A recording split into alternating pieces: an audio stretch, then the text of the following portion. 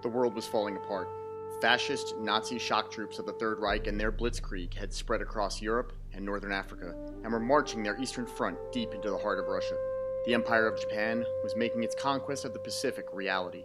65 million human lives would be lost. 11 million would eventually be systematically exterminated by an evil war machine like the world had never seen before. To gain a foothold into Europe and take on the armies of Hitler's Nazi Third Reich, the world needed a new elite type of soldier. The paratrooper was that soldier. Changing Hearts and Minds welcomes you to a special series dedicated to the greatest generation, and specifically, the well-known story that inspired the best-selling book and HBO miniseries, Band of Brothers.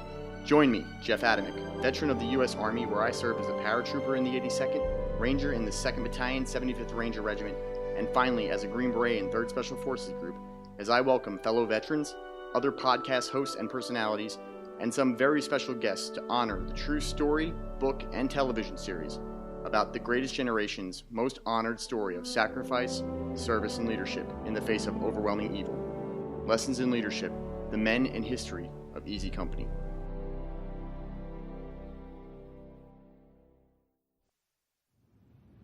We were in a store and a guy in that store told us to put our uniforms on. What the hell are you talking about? He says, the USA is in a war with Japan. We couldn't believe it. Well, our country was attacked. It's a different. It wasn't like Korea or Vietnam. We was attacked. And, you know, it was a feeling that maybe we just dumb country people, but where I come from, but a lot of us volunteered. Who would like to volunteer for the Tank Corps?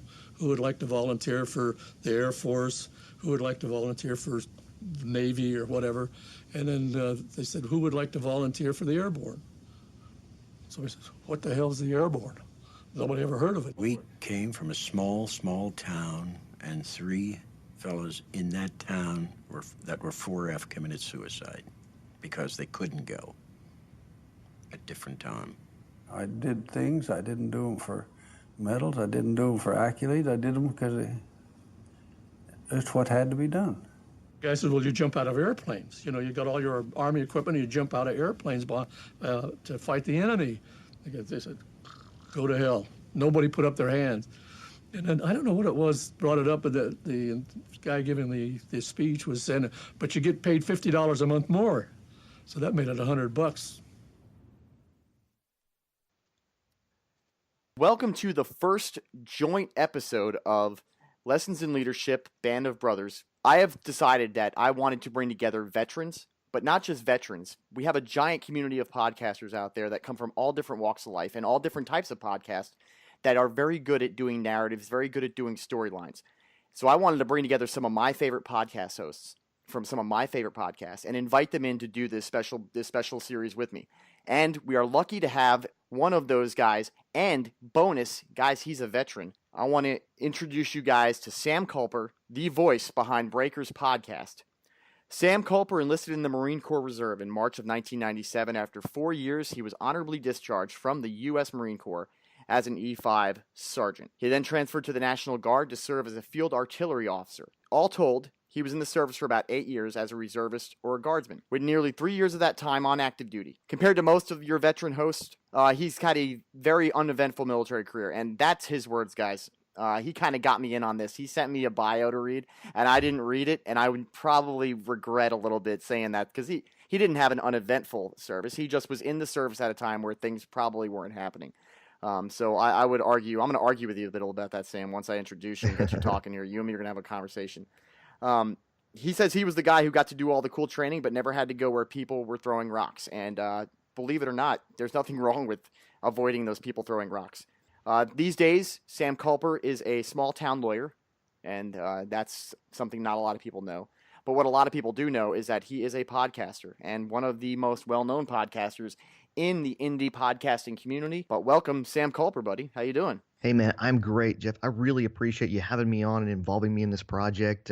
I've been really excited and had a great time the last couple of weeks running up to this and being able to thrust myself back into a world that I haven't been a part of for a really long time and looking back and reflecting on some old stories and being able to revisit Band of Brothers and being able to dig in and dissect it a little bit more and really learn about the people of Easy Company. So, man, thank you very much. And this is going to be a really, really interesting thing. I look forward to watching it unfold even after we finish up this first episode, man. And you know, we talk about my own military career, and I did have a fairly peacetime career. So I managed to get to travel around and see a little bit of the world and do some really, really fun and exciting Boy Scout kind of things. But you know, guys like you had to go off and do some things that I didn't have to do, and I really appreciate that and have a little bit of regret at the same time. I'm glad I didn't have to. So kind of an interesting dichotomy there. And I know there are a lot of guys like me out there. So being able to look at this and see what a military career was like for these guys back in 1942, 1943. Frankly, of your veterans, and I know some of the guys that you're going to have on the show have had a fairly colorful military career versus mine. This might be the episode that I'm the most qualified to talk about because while these guys are at Curahee, and none of these guys had experienced combat, they didn't know what war was like. So basically, this is the couple of years of the run-up and the training where they're trying to build this citizen force into one of the most fierce fighting units in the history of the world. Right, and to go back to when you were talking about your military career, you joined in '93. I joined in '95. I tell people all the time, and you'll understand this because you probably got out right before all of the interesting stuff started happening in the world. But I tell people all the time that I feel like I had two different bouts of service. I had what you could say was my first 10 years in the Army, which was and this isn't a bad term, but the Clinton Army. You know, there was no war. The Army and the military was toned down a little bit. It wasn't as much as it was. And then 2001 happened.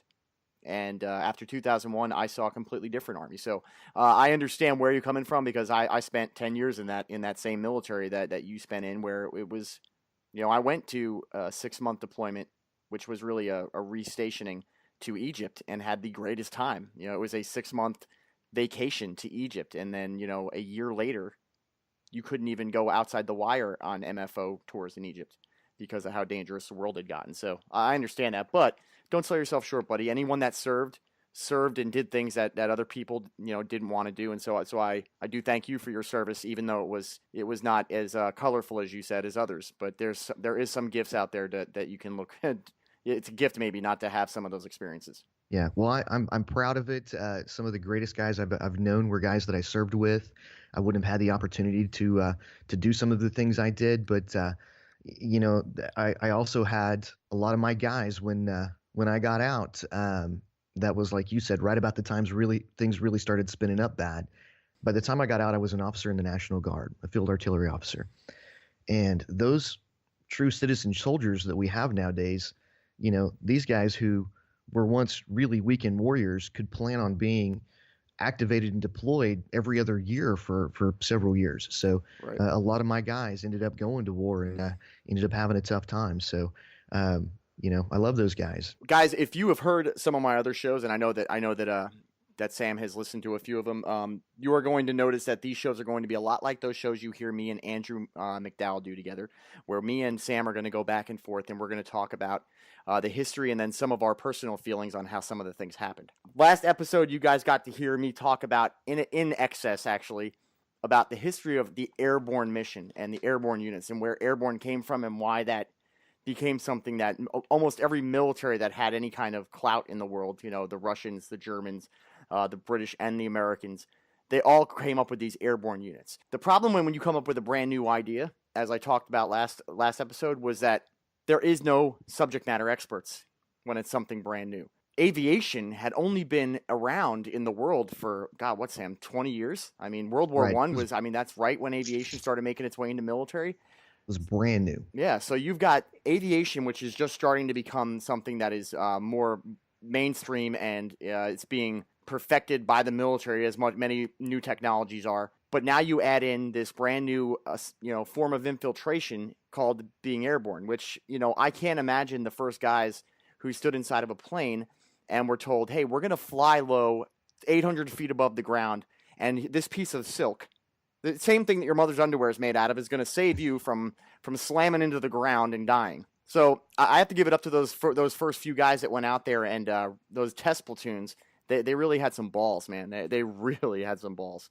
The 506th, Easy Company, which you're going to hear me say this a lot. There was nothing easy about being an easy company. The activation of the 506th Infantry Regiment was at Camp Toccoa, Georgia, July 20th of 1942.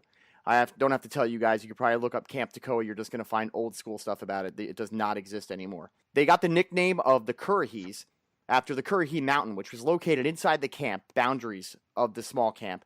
And the Curahee is a Native American word for stands alone, which became the motto of these guys. Curahee, the unit stands alone. Easy Company itself did very much become a unit that felt like it stood alone, even when you compared it to all the other units that were in the 101st, and especially in the 506th, the 2nd Battalion. Although it was attached to the 101st Airborne Division for training, it did not officially become an assigned 101st Airborne unit until it officially completed airborne training. And then on June 1st, 1943, they officially became a unit in the 101st Airborne Division. Now, I just want to give you guys a little bit of something that a lot of people don't know. The 101st Airborne Division does not jump out of planes anymore. Did you know this, Sam? So I did. They no longer are an airborne unit. They maintain the airborne tab over the Screaming Eagle patch as a legacy throwback to their initial inception in World War II, but there is only one fully capable airborne division left in the U.S. military, and that's the 82nd Airborne Division.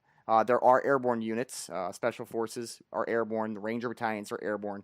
But those units didn't start out airborne. The only two airborne units initially were the 101st and the 82nd, and now only the 82nd is left. But everyone back then, just like in the 82nd, was airborne. The unit insignia on their helmet was a spade. So if you guys see in the show, you'll see all the guys with the helmets on. You have that white spade on the side of their helmet. That is one of the historical accuracies of the TV show. They actually did have these white spades on their helmets. Their uniform shoulder insignia was a Screaming Eagle patch, which everyone has seen. You guys can look inside and when you guys look inside at the show notes page, you guys can see that. And that is the patch of the 101st Airborne Division. Only regimental commander through all of World War II was Colonel Robert F. Sink. Now, Colonel Robert F. Sink is played on the TV show by former Marine Captain Dale Dye. And you guys obviously have heard a little bit of him on the Changing Hearts and Minds teaser show that I released back in December. You guys are going to hear a little bit more from him throughout this entire show, because one of the lucky things I was able to do was to get Dale Dye to come on the show with me. He was such a big part of their unit for their entire time in World War II that many people led to refer to the unit as not the 506th, but the 506.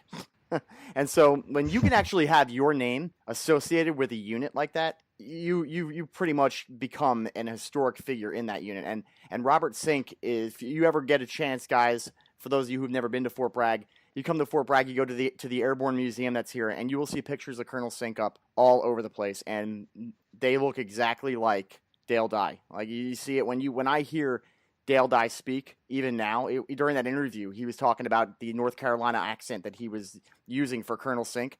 To me, I was just like, well, no, man, there's no accent you were using. You sound like Colonel Sink. So, Easy Company was part of the 2nd Battalion, 506, commanded by Robert Strayer. Now, in the show, Robert Strayer is played by this man named Phil McKee. He is the red-haired guy with the raspy voice that you see in the earlier episodes. I don't think he's very deep into the show. He plays a pivotal. Oh God, easy for me to say, Sam. He plays a pivotal role in the first episode, especially when we talk about the cutting the fence part, where he's yelling at Sobel for cutting the fence. 506 primarily trained at Camp Toccoa, Georgia, all the way up until when they did their 5 qualifying jumps out of an aircraft, and then after that, it was stood up as one of the 101st very first parachute infantry regiments. And from that point on, it was doing nothing but getting prepared to go to World War II. Now, guys, you have to understand that they had to go out and find all these guys to fill in. Sam, I know you've watched the show probably 3 or 4 times while we were getting ready to do this show. Let's talk a little bit about that opening scene with that opening. And guys, when you watch the show, you're going to see the real live paratroopers are in the show. They don't tell you their names to not give away any spoilers. But there's the opening scene of it with the black background and the one paratrooper, and he's talking about how they talked them guys into becoming paratroopers. Right. As the show opens up, and it's really it's a really good way to book into the show to actually see these guys who really were there and really lived it, because it lends a certain credibility to the show. And you talked about the historical accuracies, the spade on the helmet, and the insignia and things like that. They went to Tom Hanks and Spielberg. They went to serious lengths to make sure that they were as historically accurate as possible. And these guys that were still alive, they actually were married up with the actors that were playing them in the movies, and they would discuss their roles. And if they said, I don't really think that that's the way I remember it, then those guys could go to the writers and the director, and they would actually rescript the show to make sure that they got as historically accurate as possible. But as the show starts out, you see these anonymous soldiers talking about this new idea of vertical envelopment, the airborne, the jumping out of airplanes. They asked for volunteers. This was an all volunteer unit. They didn't make anyone come be an airborne at this point. And initially, no one volunteered. And they ended up telling them, well, if you will, for enlisted guys, we'll give you an extra $50 a month. And that was enough incentive for some of the guys to be able to step up and do something that was a little bit crazy. Yeah, you have that guy talking. He's like, oh, they said it would be an extra 50, and that made it 100. So they were doubling their pay. First of all, only getting paid $50 a month to go die in Europe seems a little, undersold. But that's for another show. We talk about whether or not the military is underpaid. But this was double the amount of pay that a regular infantry guy was getting paid, or a regular soldier was getting paid. That is quite a bit of money for the government at the time to have to dish out. So that shows how important this was, and how hard it was for them to get. Nowadays, you got to kick guys out of airborne because you have so many guys wanting to be airborne. But back then, like you said, there were guys who were just like, well, pardon my French, but fuck you, man. You want me to jump out of what? And it wasn't just the idea of this is going to be something that's new and novel and dangerous. What it took and what it takes now to become airborne qualified and to make it through, they put these guys through hell. The attrition, I think it took 400 officers who volunteered to get to the 148 survivors that actually finished jumping when they actually made their qualifying and became airborne. I think there were 5,300 enlisted that started out to make the 1,800 that got through jump school.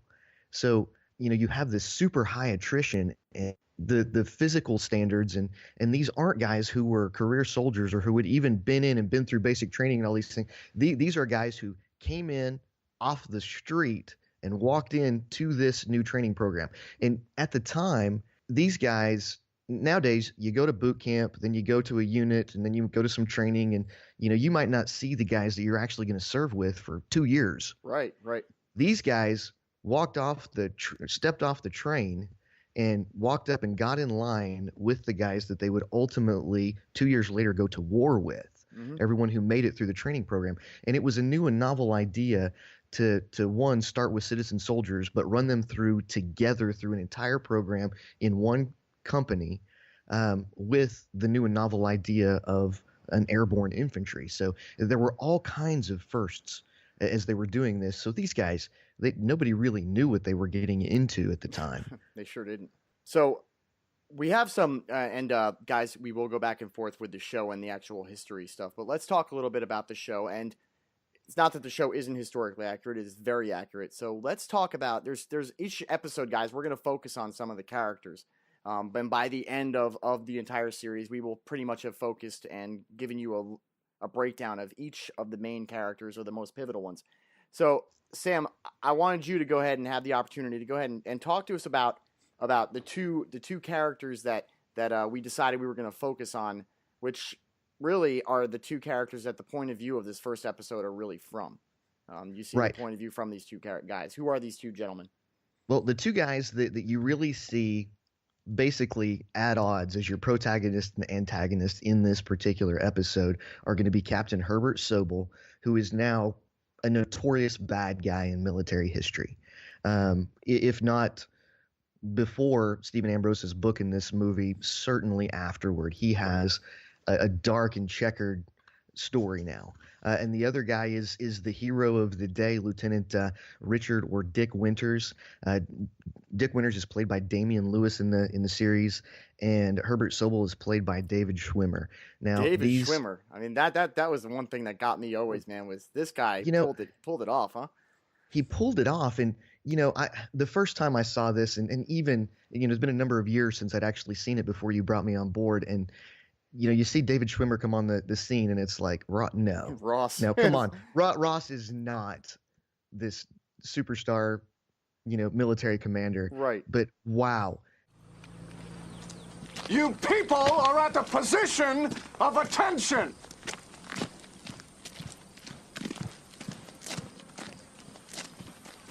Private Picante, have you been blousing your trousers over your boots like a paratrooper? No, sir. Then explain the creases at the bottom. No excuse, sir. Volunteering for the parachute infantry is one thing, Picante, but you've got a long way to prove that you belong here. Your weekend pass is revoked. Name? Lloyd George. Dirt in the rear sight aperture. Pass revoked.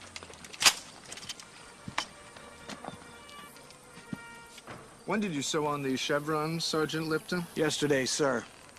Long enough to notice this. Revoked. Sir. Name? Malarkey, Donald G. Malarkey. Malarkey slang for bullshit, isn't it? Yes, sir. Rust on the butt plate hinge spring, Private bullshit. Revoked. Name? Please God, Joseph D. Sharp. Rusty bayonet, Liebgott. You want to kill Germans? Yes, sir. Not with this. I wouldn't take this rusty piece of shit to war, and I will not take you to war in your condition. Now, thanks to these men and their infractions, every man in the company who had a weekend pass has lost it. Change into your PT gear. We're running Curahee. David Schwimmer did the deal, and I know when you talked to Dale Dye, he had a lot of good things to say about David Schwimmer and the way he embraced that character, and it was not an easy character to take on. But Herbert Sobel was a commissioned officer. He was born to a Jewish family, grew up in Chicago. A lot of his real formative years came at the Culver Military Academy. He went to a really, really strict military school. And I really think that played a lot more of a role than you ever get in the movie or in the show about what turned him into this petty tyrant that he is described to be. Right. He ended up graduating from the University of Illinois with a degree in architecture, and he was a reservist. Ended up volunteering to be a paratrooper in 1940, and he was Easy Company #1. I mean, he was the first person that was attached to Easy Company as the company commander. He was called the Black Swan by his troops, or Hair Black Swan is what they referred to him as, and he was notorious for being that term that we all know of in the military, the chicken shit guy. Yeah. He was going to find problems where problems didn't exist just so he could exert his authority and let people know that he was the boss, and have a reason to wash people out if he needed to. But the flip side of that is everything he did, right, wrong, or indifferent, ended up building what was one of the finest outfits in the history of the American war machine. And I'm sorry for interrupting you, but chicken shit guys. Now, I get this look every time I use that phrase. People they misunderstand what we're saying when we say chicken shit. Chicken shit to a military guy does not mean he's afraid or that he's scared or that he's a coward. Chicken shit is petty. I guess the best word would be petty and vindictive, as I said before. He would find the most.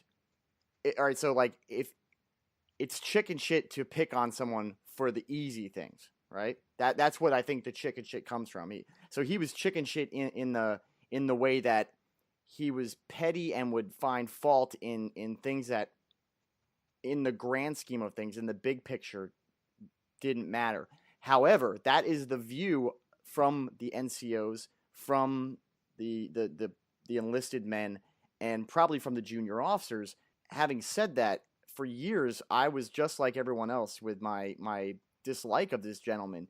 And not till I was a senior NCO did I start to realize that he played so much more of an important part for these guys. That one of the things you have to do when you're training people up is give your guys that you're trying to build into a team a common enemy to team up against.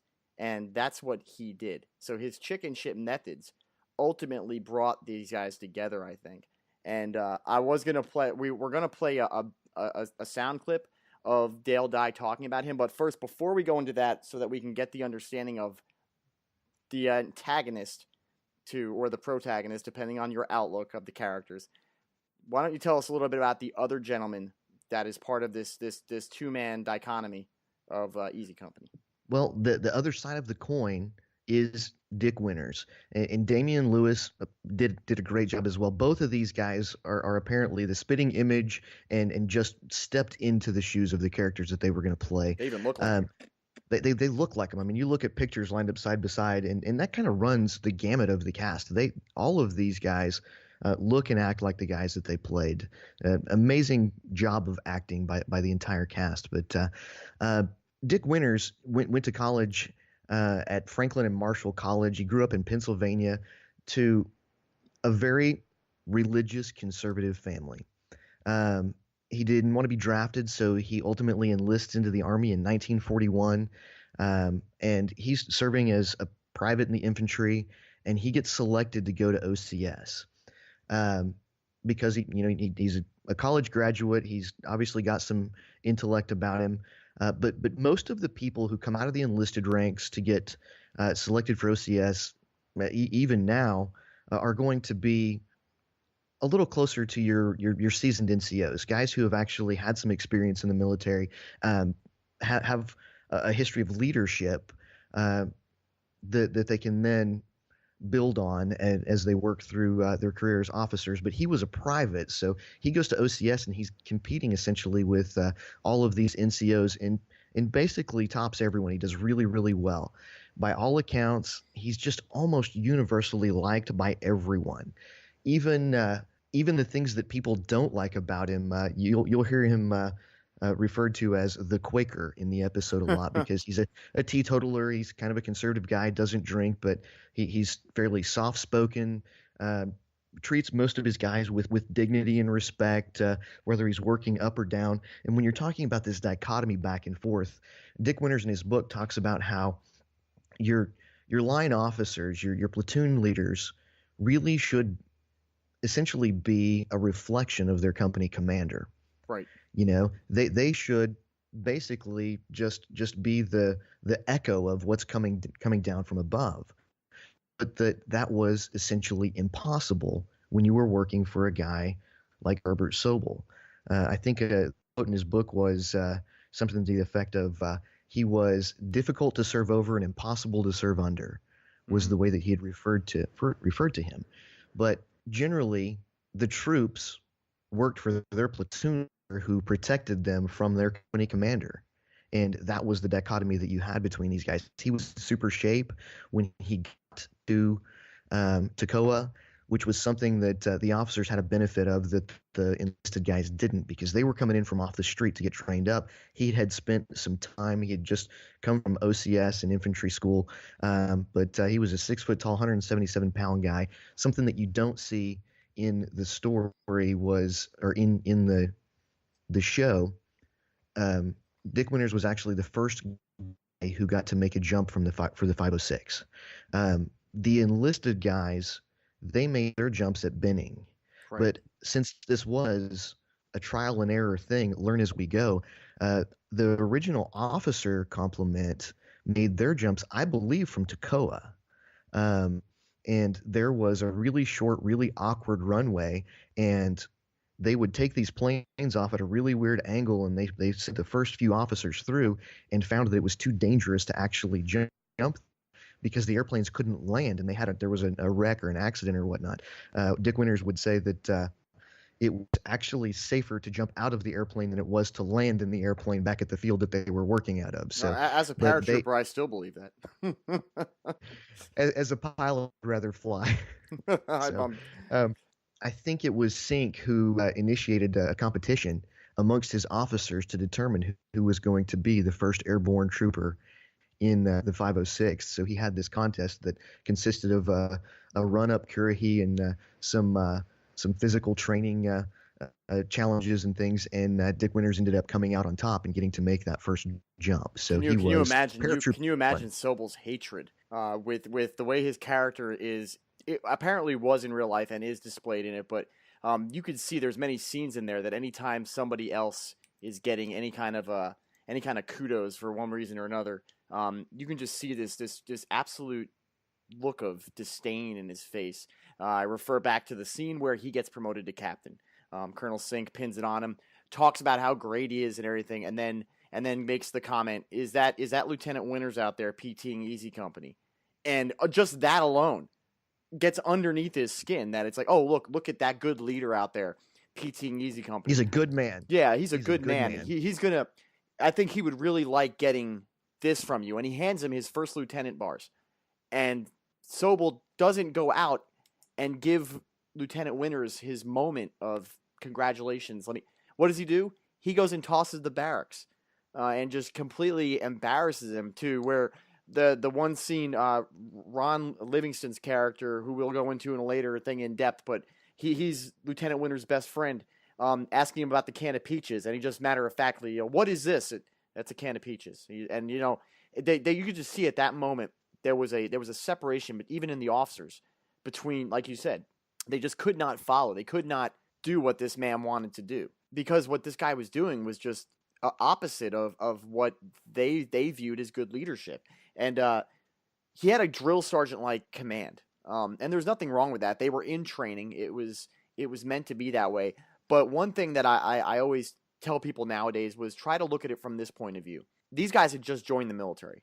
They did not have the experience like you and I had, going through basic training, coming up separated from your unit, and having guys who were in the military for a long period of time, mentoring them and showing them the way things were supposed to be, coming from a military academy type upbringing, being a Jewish American, being a person who was being put in charge of what was considered a very elite unit, and to be the first person in that unit.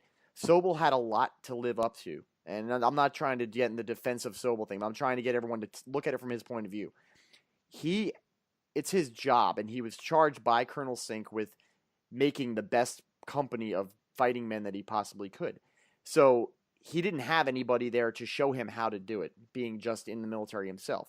I mean, he spent as much time in the military as the privates that were there, in all essence. He was doing the best he could with the little that he had. And it just so happened that he didn't get a platoon full of Captain Sobel lookalikes. He got Dick Winters and Nixon and Welsh and those that was the guys he had to, and those guys were all laid back, lead by example, leadership through understanding, influence, not authoritarian patent type leadership, which seemed to be what Sobel was. I just think Winters, as a professional, is outstanding. But I do nowadays, as an older person, question this feeling of us versus him. Winters said himself, you're as you knew as an officer, you have to give out the commands as if they're your own. Simple Ranger School tactics. They put that out there, but having that conversation, although it was a light way of making everyone happy, when Bull in the 12-mile march says, why does he hate us? And Winters says he doesn't hate everyone, he just hates you. And yeah, it's funny, but that would have been a good moment for Winters to try to make his own men. Winters is be a little bit more understanding of Winters' situation, but I think it was impossible, as we talked about, because they had just such different points of view as to how to get the men to do what they needed to do. Well, one of the other things that has to be mentioned about Sobel at this time is that his authority was truly absolute. The one common goal that these guys had was that they wanted to finish this program. They wanted to pin on those wings, and they wanted to become paratroopers. He was the gatekeeper at that time. It was his job to functionally sort men. and he booted a ton of guys. When you have that exchange between him and Nixon and Winters as he's tossing the barracks, and he really was trying to go in there and prove a point at this point and say that maybe you're not as good of an officer as they think that, because look at this. What are you doing to my unit here? Right. This isn't a can of peaches. This is government property, and I'm not going to take thievery, you know? So then he says, get rid of him, you know? He would boot people from the program completely at the drop of the hat.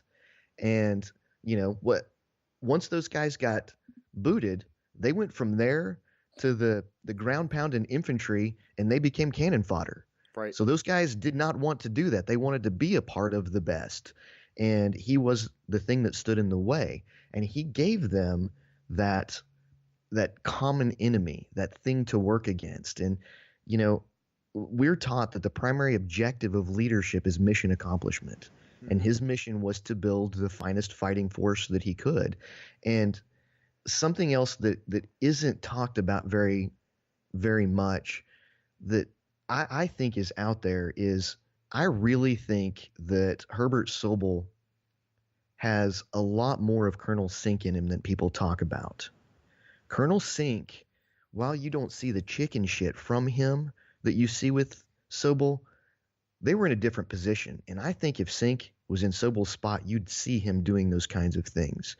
One of the big examples that I read about was when the 506 enlisted guys finished their 5 jumps, they were given a short leave and they left for a while.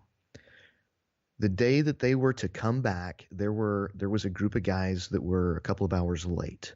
And you have to put that into the context of the time that this happened, when you have not very reliable transportation sources or communication and things like that, but there were some guys who showed up late. So he has this afternoon formation when these guys show up, and he has an armed contingent of military police type guys with machine guns march them to the front of the battalion and forces them in front of everybody for being late back from leave. Every one of those guys that were late had to unblouse their boots, change their shoes out. They ripped their tabs off and pulled their wings and sent them back into the basic infantry. That to me was a higher level of the same chicken shit that you saw from Sobel. Absolutely. And everything that it's the punishment doesn't fit the crime kind of thing, Right. which is what you get with the chicken shit stuff. And when I think of these little nitpicky, I'm going to punish you for something that doesn't really matter type things, you know, from a boot camp standpoint, when we're training young enlisted guys, it's really, really important that they learn an attention to detail. So if you give them a rule, they have to follow it to the letter. So you kind of go in there and you build that common enemy, but you also force them as much as you can to follow everything down to the littlest, you know, Irish pennant detail. We're going to make sure everything is exactly right. And you saw Sobel doing a lot of that, but you also saw I need to find something wrong no matter what. And the example of that came when he said by 0130, which I thought was a really interesting time. By 1:30 in the morning, I want you to have 6 names and the punishment that you're going to dish out for their infraction, a list of their infractions and your suggested punishment. And he's like, infractions for what? And he says, find something. It doesn't matter. Right. You know, Right. That to me is just that is Sobel to a T. And that's the definition of chicken shit. You know that you're gonna find, if you look deep enough, you'll find something wrong. Yeah, you've inspected troops. You can find something that's wrong. There's always something. And it's always like, you know, that thing that you don't want to have one thing found out, because then they start looking closer and find 10 other things. Having said that, Winters, I think that was one of my favorite scenes. That because it talked about Sobel, how petty he was, but then his reaction to it, sitting there with the other officers at Chow, and well, what did you do? Well, I assigned these Garnier and Lipton to do latrine duty, and they're like, why? Why'd you do that? And they're like, well, it was their turn. So he turns it around on him I gave him the 6 guys to punish with latrine duty, who just happened to be the guys who had latrine duty anyway. And so that was the difference between the two types of leadership. You know, I'll handle the situation, but I'm not going to punish the men for something they didn't do. That conversation that goes on, it's actually a conversation between Dick Winters and his best friend, Lieutenant Nixon. And Lieutenant Nixon's story kind of unfolds a little bit as you start seeing the mutiny a little bit later. And we don't really hear about that in the show, but he had actually asked to be transferred as well. And that's why he ends up not being a platoon leader, and he ends up being The intel officer. right, he ends up being the intel officer, which I think somebody might call it and tell us I'm wrong, but I think that may have been a position that was created for him so they could keep him there, but not necessarily have him underneath Sobel anymore. Right. But so you have this conversation where he's saying, well, yeah, it was their turn. Well, he tells Winters, Sobel's a genius. He says, I had a headmaster just like him in prep school, and I know the type. And then Winters said, Lewis, Michelangelo's a genius. Beethoven's a genius. And Nixon's reply is, do you know a man in this company who wouldn't double time Curahee with a full pack just to piss in this guy's morning coffee? It's like he knows what he's doing. He's got it figured out. He is a genius. And that's that other side of the coin, that maybe this is a calculated, concerted effort. And like you said, he didn't have the experience. These guys hadn't been to war. They didn't know what they were going to. His job was to make troops. And he did it. He built the best company. And Easy Company, all throughout the war, was the cornerstone company of the entire battalion. I think there was some statistic somewhere that you would graduate up your line officers to staff positions, and they would go serve on battalion staff. And as the battalion staff guys would move on, either as casualties or promotions or whatnot, they would continue to pull from Easy Company. And I think by D-Day, the majority of the staff officers had matriculated from Easy Company, and by Bastogne, they were all from Easy Company, and from there for the rest of the war. So, I mean, he started something that kind of snowballed into this beautiful, amazing unit. Moving on from Curahee, from Georgia, they move on to Camp McCall, which is where I went to train to be a Green Beret. Back then it was World War II, and it's always interesting when I see the images of Camp McCall, which is a short scene. We see Camp McCall for maybe 2-3 minutes in it. But two things I want to talk about. One is all those barracks they're building at Camp McCall. All those things are still there nowadays. So I got to see a lot of these places that they talk about. Two, the reason that they weren't wrong about Sobel is first shown at McCall. He tactically was a problem tactically. They show them training at Camp McCall. They are in an ambush position, awaiting enemy, and Sobel's ADD, if you will, just can't keep himself still. He doesn't want to sit and wait. He really shows himself to be the kind of guy who is going to get people killed for the sake of getting people killed. And you see him force Winters to get the platoon up and walk, despite Winters saying, we're in a perfect ambush position here, sir. We need to stay here and let the enemy come into our kill zone, our field of fire. But yet Sobel can't do it. He makes them get up and go. And it's a very short scene. It shows, and they all get killed in training. And Sobel's there looking like a buffoon. What they show is the looks on the faces of the NCOs, and this is going to lead to something we're going to talk about in a few minutes. It's very important to the storyline here. But soon after that, and we're jumping forward here because we want to get to the important parts. But they get on a train. They go to New York. They get on a boat. They're on their way over to England now. And here's something that a lot of people don't know: they didn't go to England to prepare to invade. Their unit was stationed in England.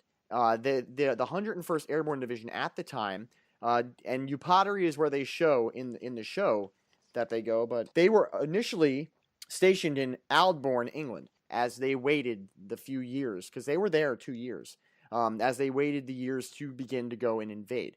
So stationed there in 1943, May 31st of 1944, they moved the entire unit in the 101st Airborne Division to Upottery, England. Now, this entire time, Sobel is still the commander. His XO, no longer the platoon leader, but his XO for the company, is Lieutenant Winters. The tactical problems and leadership issues between Sobel and Winters start to get a little bit out of control. There is the scene in the show, and this is a real instance, and me and Sam were joking with each other on Facebook. It was either yesterday or today about this, about the fence. They're doing a tactical movement to contact or movement to seize an objective training, and two different elements are moving. Sobel is with one element, Winters is with the other. Sobel gets lost because of his tactical failures. He couldn't read a map. He couldn't move guys. So he gets them lost in Upottery, and they come upon this barbed wire fence with all these cows behind it. He's yelling and screaming. It's everyone else's fault that they're lost but Sobel's, and that's how Sobel was. He yells at all the paratroopers to go hang behind a hedgerow, and they're all hanging behind this hedgerow. And there was one of the paratroopers who was well known for doing imitations of all the other officers. And this paratrooper, at the probing and prodding of his fellow paratroopers, starts crying out in the voice of one of the commanders, one of the higher commanders, to get these people moving through that fence. And Sobel, being so frustrated with the situation and not putting together, there's no way that the major could be with this unit. We've been walking forever by ourselves. He actually cuts this barbed wire fence, letting the cows loose all over the training area, and leading himself to get yelled at by Colonel Strayer, or Major Strayer, later on, where he's like, "Why did you cut this fence?" He's like, "Well, Major so-and-so told me to cut this fence." And he's like, "Major so-and-so told you to cut that fence?" He's like, "Yeah." He goes, "He's on leave in London." So he embarrasses Sobel, and Sobel turns around and tries to take it out on Winters when Winters had nothing to do with the incident at all, just because Winters looked better than him. So, as we see in the show, he accuses Winters of not showing up to check the latrines like he's supposed to at 10 o'clock. No, sir, I do not understand. Your orders to me were to inspect the latrines at 1000 hours. From 0930 to 0955, I was censoring the enlisted men's mail by order of Colonel Strayer. At 1000 hours, I followed your orders to the minute. I changed the time to 0945. No one told me, sir. I telephoned. I'm quartered with a family that has no telephone. And sent a runner. No runner found me, Captain. Irregardless, when given a task to perform by a ranking officer, you should have delegated your task of latrine inspection to another officer. You failed to do so. Were to let such a failure of duty by my own XO go unpunished, what kind of message is that to the men?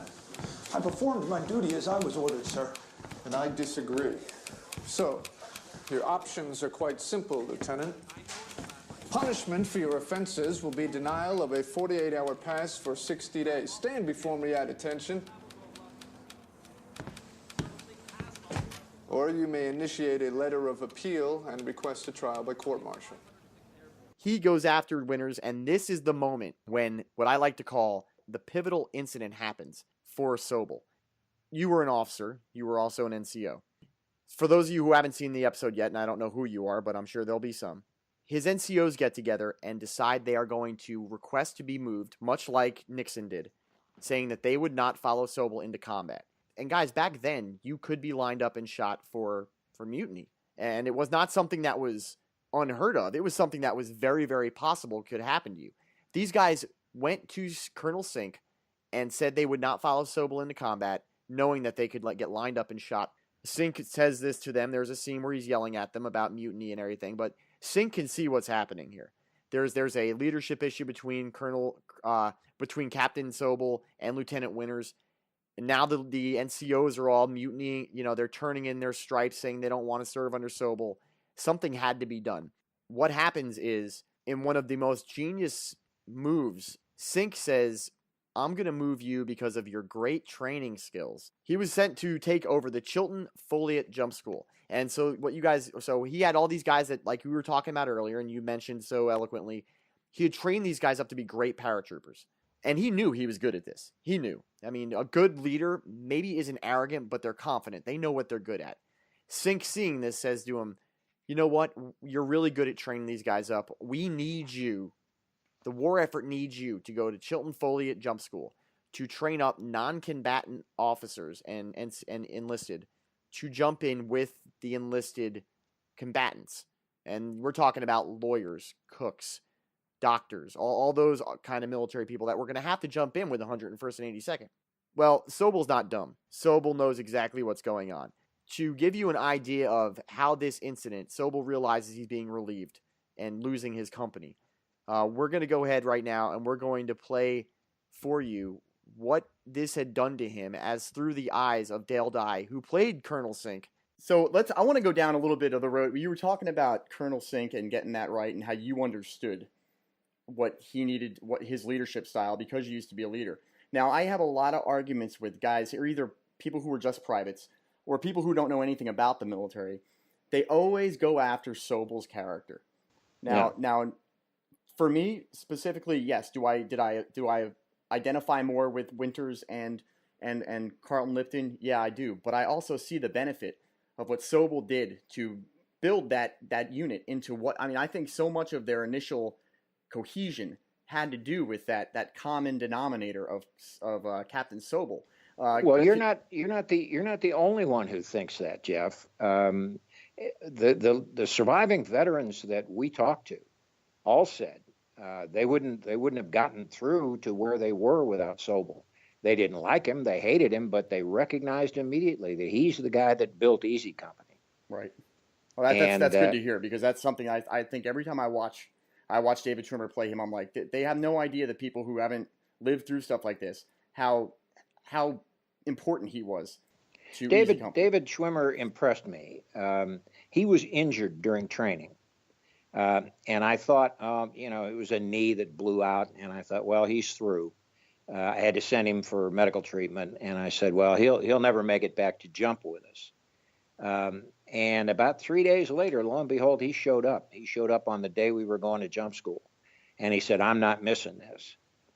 And, I thought originally he might be a bit of a lightweight, but he wasn't.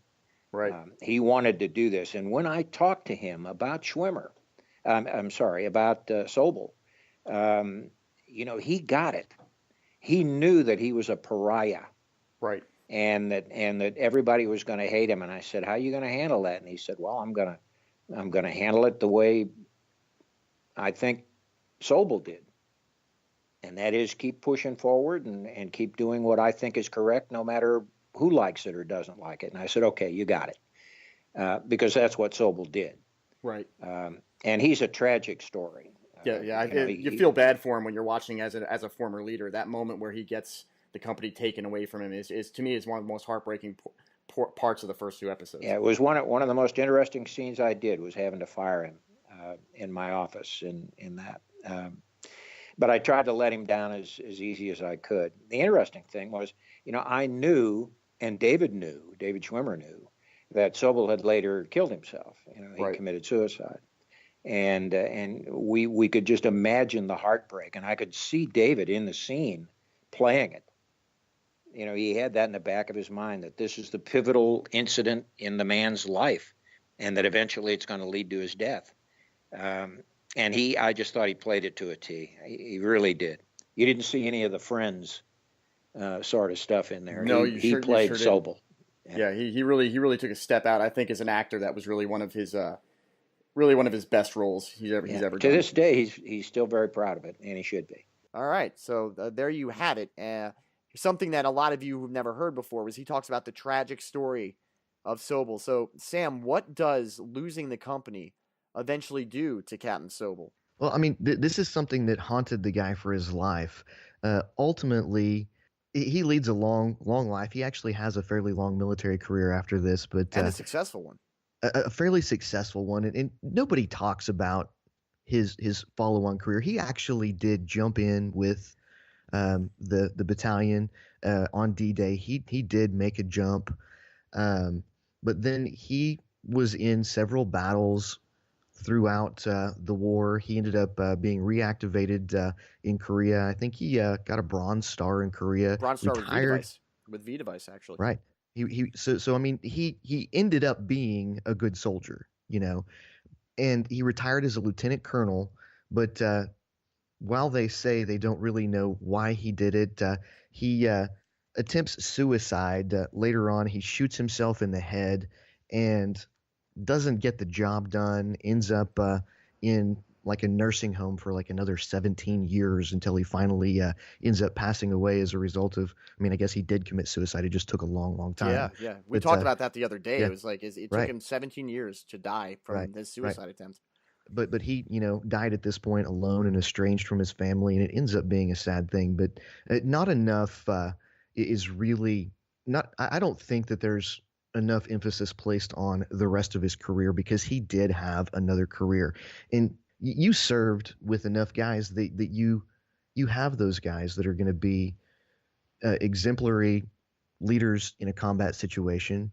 But that's a different skill set than Right. what you need to be a leader. A guy really needs to look at what he was able to accomplish, and he was instrumental in building Easy Company, which was the hallmark of the 506, which was kind of the spearhead of the 101st Yeah. doing this whole thing. So, I mean, this guy was part of the foundation of all of this stuff, and he doesn't get credit. Stephen Ambrose just paints this dirty picture of him, and it's not inaccurate, it's just incomplete. Right. Is what I would say. That there's more to the story, and to be fair, you don't have time to give the rest of the story. Right. I really, and I don't have the experience in Airborne that you have, so I don't have the affinity for its characters that you have. But I don't have a lot of love for Sink, because while he was there the whole time, we need to get back to what happened with the NCOs, because Yeah, there's a lot yeah. to talk about there. That never should have happened. No, you're There's right. no situation where your NCOs need to mutiny so they don't die. It's the job of Strayer as the battalion commander, or Colonel Sink. One of these guys need to recognize a year in that this guy is not an effective combat leader, and then we need to send him off to train troops or do what he's good at, because one of the things that a leader needs to be able to do is recognize what his the things that his troops are good at and where their deficiencies are, so you can either train them up and make them better, Right. or reassign them for the good of the unit and the service to make sure that you're going to accomplish your mission. He didn't do that. He missed the boat on that. Mhm. And these guys they really were putting their lives on the line when they give him this letter. That I think the letter that they gave to the colonel said, I hereby no longer wish to serve as a non-commissioned officer in Easy Company. They could have been lined up and shot. Now, to his credit, he recognized that such that there weren't very many of them that were very harshly punished.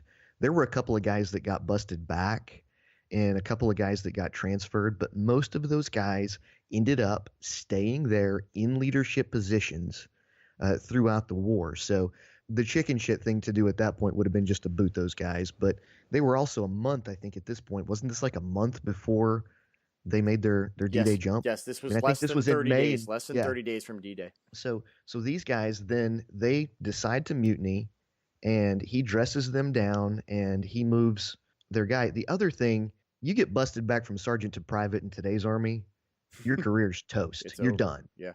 There were guys that Winters talked about in his book that got busted from sergeant to private and made it back to sergeant like 8 times. Well, anything that's just- anything worth doing, right. worth doing twice. Right. So that was a little bit of a different scenario than we have now. So busting them back, while it certainly sounds bad, in the grand scheme of things that could happen, weren't really that big. The other thing that was interesting to me, looking into the history of this, was this idea of a court-martial for Winters. Mhm. And he says, he says, Dick, just take the punishment. You're a Quaker. You don't drink. You don't go out on the weekends anyway. You stay on post. Just take it and move on. And he's like, look, I didn't do anything.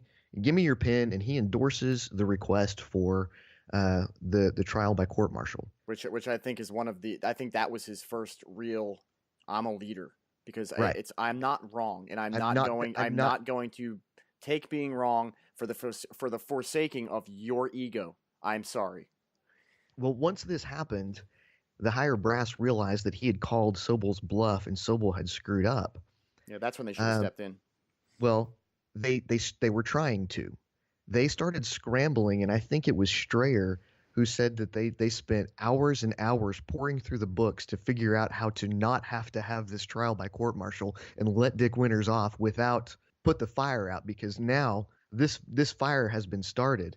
In what did they make him, like the mess officer or something? Yeah, for he loses that's what Yes. that's what kicks it off, Right. is him losing Right. second platoon as the stand-in platoon leader. Right. Is what led Grenier and the sergeants and pretty much all the NCOs from the platoon to say, look, we can't do this. This has got to be put in. Now, I understand where you come from, and I was waiting for this moment because I had thought about this long and hard today. But those NCOs are wrong, and Absolutely, they yeah. have to be wrong. They have to be. And this is why I think they're wrong really bad.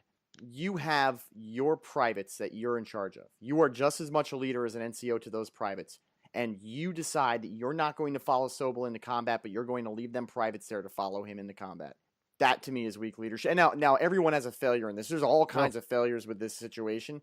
But for me, as a former senior NCO, that I'm like, no, it is your job to stay there and lead them despite the situations, because you're responsible for taking care of those guys. Here's where I disagree with you there. I don't believe that these guys were truly abandoning their troops. I don't think that there were any one of these guys, because the gamble, I mean, this was either a self-sacrifice where they were going to be, booted and punished in prison or shot or whatever, or they were going to send up a flag to the higher brass to let them know there's a problem. And that's what happened. They were standing together not to leave their troops, but to save their troops. There are a lot of conversations running up to this where you hear people talking about how I'm not going to go into combat with this guy. I'm a little bit, sometimes I'm a little clumsy with a grenade, or Yeah. he's not going to make it. One of them says he's not going to make it through. He's either going to get shot by the Germans or he's going to get shot by me. Right. They're actively talking about fragging this guy so they don't have to continue to serve under him. These NCOs know that this is what their privates are saying. This is what the mentality is. So I don't think they thought they were abandoning anyone. I think they thought this is what they had to do to get the message up that things were going bad. Because the other alternative is they all stay together and he marches them into a bad position and gets everybody shot and killed. I mean, that's what was going to happen. It's what was happening in training. Oh yeah. Now like I to fight. Right. I think they were wrong because I can't ever condone the troops mutinying. I mean, you can't do that. It's just that can't ever. The rule has to be, you do whatever the hell I say, whether you think it's right or you think you should, because that's how it has to work. Just like I have to do that's how a chain of command works in order to get a mission accomplished. Once there's a breakdown there, then there's a potential for that breakdown to cascade, and you lose all of the military. I mean, it just doesn't work. Right. So you can't condone it, but I don't think that they ever thought, I'm going to get out of here so I don't have to be here, and that they were going to leave their kids behind. I don't feel like that's what they were doing. Maybe it's the wording of the letter. I no longer wish to serve as an Right. NCO. It rubs me a little the wrong way. I think maybe but then again, we are talking about 1940s Army. NCOs were NCOs because they were not educated. Maybe they're and this is, I'm being honest, I'm not trying to be funny. Maybe their grasp of the English language wasn't where it needed to be, and so they're writing down how they feel, even though it may not be as literary as it should have been. Sure. It wasn't really portraying how they felt about it. You can feel what's going on at that table in the scene. You understand what's the gravity. Yeah. When Lipton turns to them, guys, we could be lined up and shot. You've got to be ready for this. And Toy and Martin are like, okay, we got it. We understand. Not me. So we're going through with this, right? We gotta do something. Yeah. All right. Good. But we'd all better be clear of the consequences. I don't care about the consequences. John, we could be lined up against a wall and shot. I'm ready to face that. And every one of us had better be too.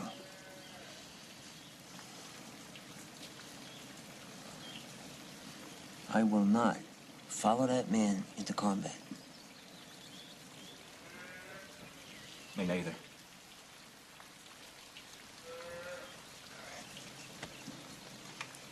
Let's do it.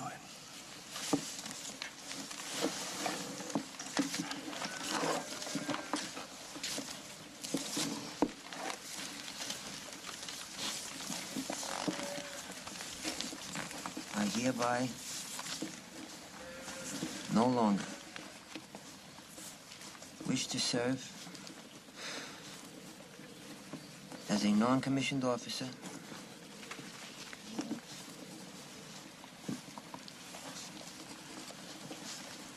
in easy company.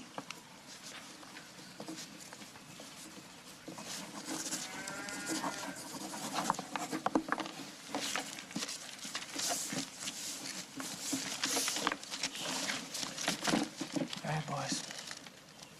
Good luck. In the defense of the real guys who did this, and real guys did this. This is Yes. a true story. This Yes. isn't something that they made up for drama. So much of this show is truncated or amalgamated. They make things that happen over long periods of time happen in short periods of time. Mm-hmm. Like everybody jumped together, but they didn't really all jump together on the same times. The creators of the show will tell stories about how we base these characters on real people, but what happens to this guy in the show may have happened to 3 different guys in the real world that we put together so we could make it into a show. They're all real stories, but they may not have all happened to Lipton. They may not have all happened, Right. And the big things are.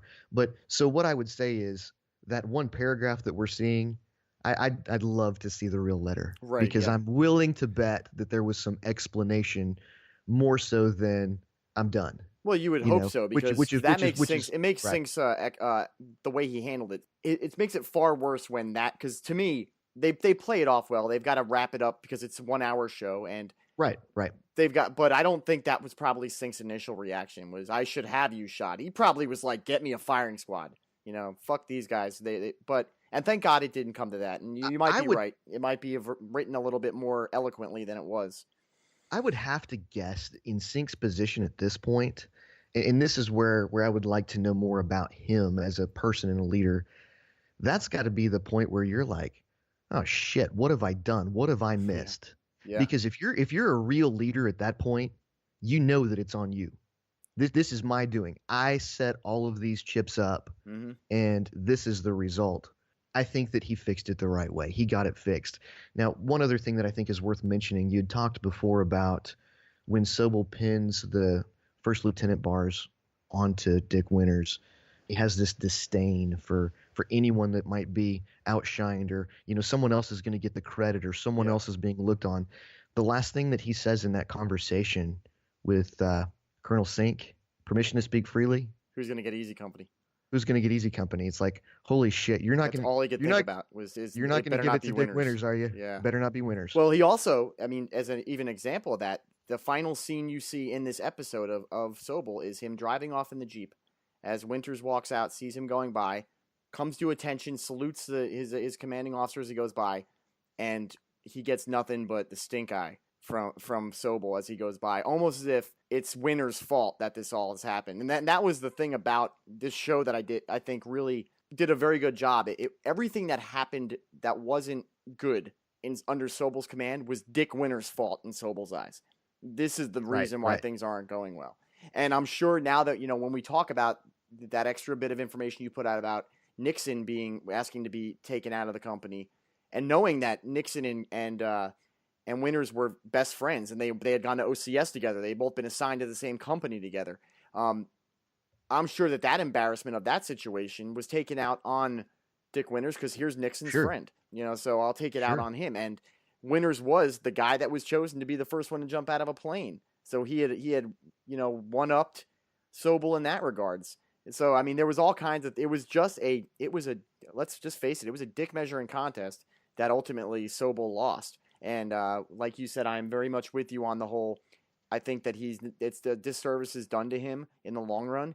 His son, years later, has stood up for his dad. And if you're out there, Sobel Jr. or whatever your name is, I applaud you, sir, for going out there and standing up for Mike Sobel. I applaud you, sir, for going out and standing up for your father. And you should be proud of the service that your father gave. And as we heard in the piece with Dale Dye, the men of Easy Company today who are alive, or at least alive a few years ago, they understood how important Sobel was to what they were able to accomplish. And they know it now as older, wiser individuals. They understood what his role was. And it's unfortunate that Sobel didn't get to see how much he was important to those guys later in life, and that it unfortunately had to tragically end. By all accounts, for the rest of his life, he wasn't just an asshole in real life. I mean, he is reportedly a loving father and a good husband, and until he finally it all finally got to him when he shot himself. I mean, his kid describes having a good childhood. Mm-hmm. Dad didn't talk about the war. His wife would ask about the war. He wouldn't talk about it. That wasn't a part of his life afterward, and he apparently was an okay guy outside of this. And I think the big takeaway is not that Stephen Ambrose or Band of Brothers, the show, I don't think it was inaccurate. I think the story of Captain Sobel is just incomplete. Now, this next part, and it's going to be the last part we talk about as it closes out the actual episode, we're not going to be able to complete the conversation, but we are going to mention an incident that happens at the end of the episode that is pivotal, again, me with that pivotal word. It is important to the next episode, this final act.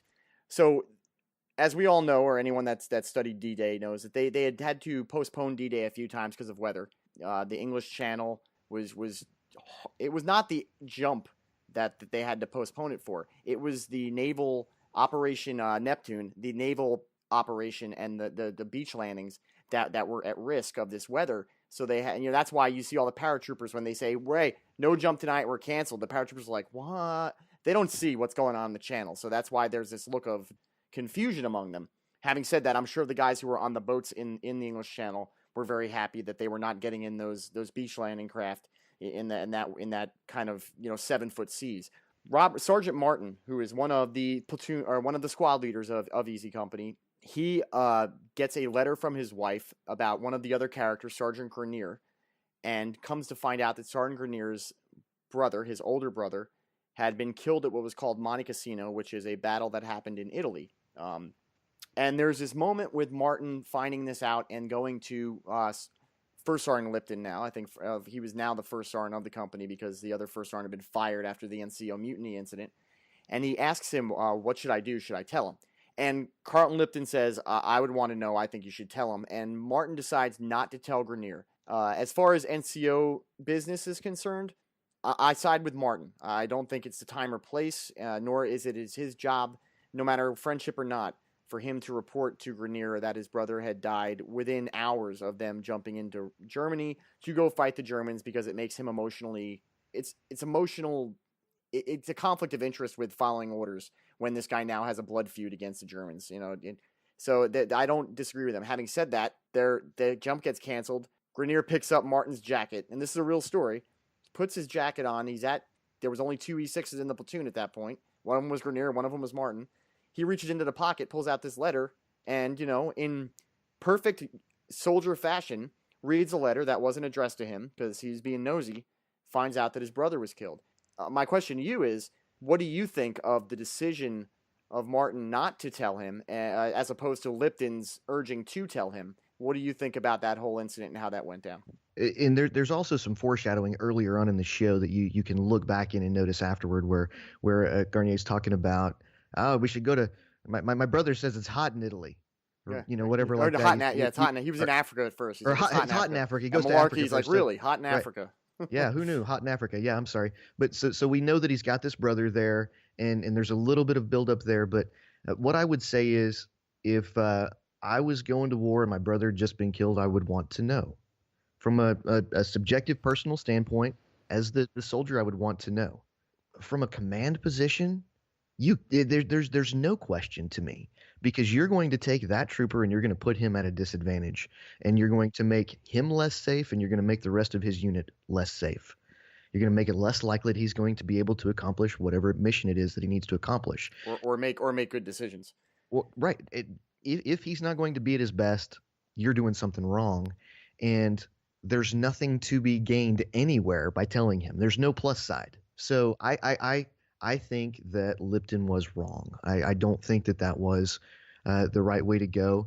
And Lipton, more than anyone, knew what they were about to go do. Well, you can talk on your next episode how that unfolds, but it does. It causes problems. It does. And it's not very hard from a leadership standpoint when you're trying to rationalize out and make that decision. It's not that to me doesn't see, that's not a hard decision. Those guys make hard decisions, and that to me is not one of the hard decisions. I think Martin made the right decision, and Right, absolutely. and nobody's fault. Grenier finds out. I think that Grenier at the moment handled it very well. Just and Martin, I'm sure to his relief, wasn't an issue. Plane side as they're getting ready to get in the planes when he finally comes and lets Martin know, hey, I read the letter. Where the fuck is Monte Cassino anyway? And I'll see you on the ground and all that kind of stuff. And Right. The show ends off. I mean, to me, it's one of the best. Can't wait till next episode. They take off from Pottery, England. There they are, flying over the English Channel on their way to D-Day, and Winters is sitting in that door, man. And to me, there's a metaphor there about Winters being the last man in the door. The battle that the entire episode had to do between him and Sobel, and it starts. I'm going to interject here and back you up a little bit. That metaphor and that symbolism, it starts before that, as he's putting his guys on the plane. Yes, he's pulling them up. I mean, they're stacked, staged out in front of that plane, and he's pulling them up, smacking them on the back, and giving them their attaboys, putting his guys on the plane. And when you put yourself on the plane like that, like you said, you're the last guy that gets in. You've taken care of all of your troops. You've made sure everybody's good to go. But then what happens when you're in that spot on the airplane? You're staring out the door. You're going to be the first one out the door into combat. You're going to lead from the front of that troop. Right. And which was exactly what Winters was and what he ends up being. In all honesty, no spoilers there. Winters is a lead from the front combat leader. And it says so much that last scene of him sitting in the door with the door open, flying into what would be the day of days, the most ambitious invasion ever in the history of warfare. There's Winters in the door with his 18 guys on that one plane of the 144 planes in that formation flying over to invade France and Europe.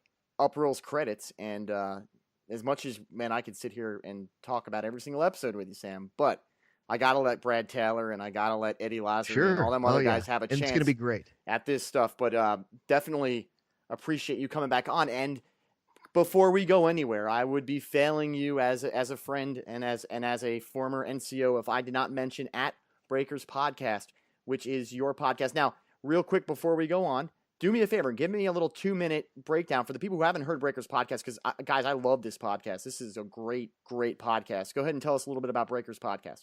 Breakers Podcast is like the traditional old-fashioned radio show. It's an audio drama that I put together with my good friend Sammy Walsh, and each week on Monday morning we release about a 30-minute episode of this dystopian post-apocalyptic story of this guy Shepard Gray as he walks through this virus-riddled world, and kind of his adventures as we go through. We've been doing it for 20 episodes now. So, but you can find us all over the interwebs at Breakers Podcast everywhere on Facebook or Twitter or Instagram, and you can listen to the podcast everywhere where you get your pods. And absolutely, and I endorse this, guys. It will be in the show notes page. You will be able to find at Breakers Podcast both the website and all of the social media links, and also where to find Sam Kulper.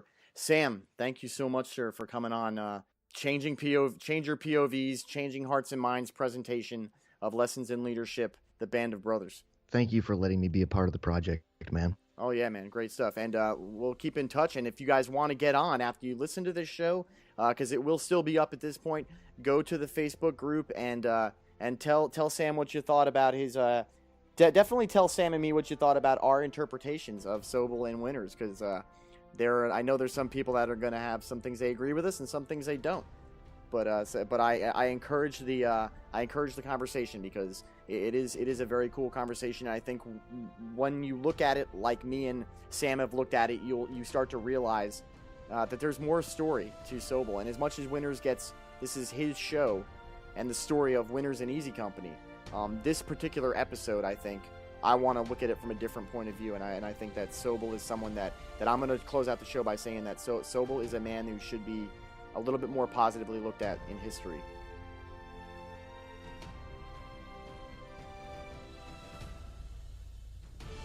Lessons in Leadership, Band of Brothers is a production of Changing Hearts and Minds, hosted by Jeff Adamec on the Change Your POV podcast network. You can find other amazing shows on the network by going over to changeyourpov.com. Huge thanks goes out to all the amazing guests featured in the episodes of this series. First, our very own network hosts, Eddie Lazary and Bennett Tanton, hosts of Change Your POV podcast and Attack Friday. Dwayne France, host of Headspace and Timing. Andrew McDowell, host of Neophyte in the Woods. And our newest host, Benjamin Loth, hosting a show releasing soon called Branding with Benjamin. Special thanks goes out to some amazing podcast hosts who have donated their time and opinions to the series.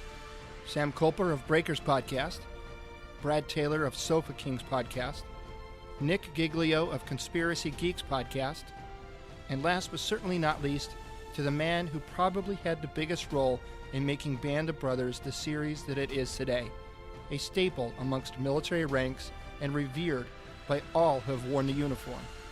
Here's a huge salute to you, Captain Dale Dye. Owner of Warriors Inc., Dale also has a new film in the making and is planning on using veterans to be a part of the cast and crew. To learn more about this and to get the links to all of the podcasts and podcast hosts mentioned, head on over to changeyourpov.com/Band of Brothers, all one word. If you like this series, share it with someone you think would like it too. Thanks for listening, and in the words of Dick Winters, I thank God for seeing me through the day of days and prayed I would make it through D+1. I also promised that if some way I could get home again, I would find a nice, peaceful town and spend the rest of my life in peace.